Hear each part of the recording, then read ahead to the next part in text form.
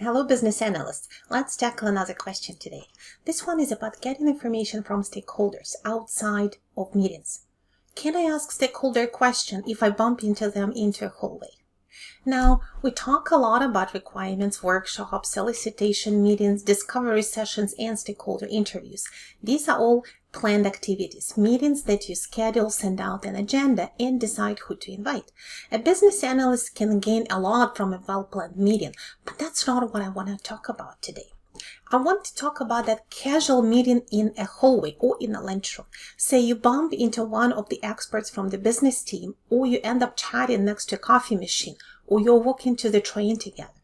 This could be time for social interaction, but if both sides are willing, you could also talk shop. For example, they may ask you about a sticky point or mention some new information they discovered after the last requirements meeting. That's great. Or you will remember a question you needed to ask them anyway, and here they are. Why not ask the question now? Can you say, hey, do you mind if I ask you a question related to such and such topic? Some business analysts are apprehensive about doing it. They think they should always follow the process, which means putting an item on an agenda or sending an email asking for clarification, or they are afraid that this person is not going to want to talk to them outside of the meeting. Yet there is nothing wrong with using an opportunity that presents itself to you. This is in fact that benefit that we were all missing when working from home. This is why collocation of workers can be so significant for productivity, because that casual communication is easier and you have more chances to speak to someone in between all those meetings. There is no rule that says that all requirements must be elicited through the workshop. It's not about having witnesses to a conversation so that nobody blames you for making things up. But there is something you should do in this case. If you learn something through a casual conversation that is relevant to business analysis, you have to follow up with some kind of a message. Go back to your desk, make a quick note of your conversation, or send a message to the person you just spoke to. It can be formal or casual, an email, a Slack message, a team chat, or even a comment in a user story. That depends on your relationship, their style, and the general level of formality on your project. At the very least, your message may say something like this.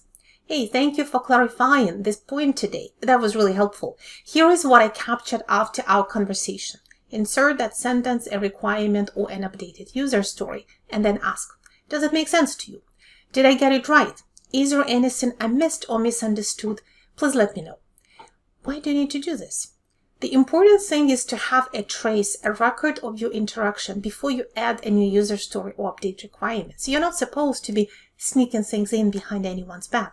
And then you also achieve several things with this message.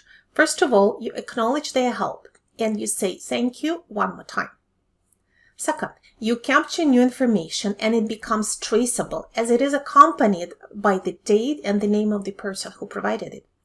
Third, this gives you an opportunity to validate what you captured without delay, while the person you spoke to still remembers the conversation. Because yes, a hallway conversation may not be as deep as necessary and you may have missed something.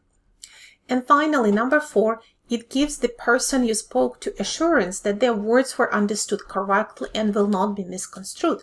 This transparency is especially important in the environments where stakeholders are apprehensive about providing information and then being held responsible in case of any disagreements. If you're always diligent with a follow-up and you don't twist anybody's words, then those people will be more willing to give you information casually next time.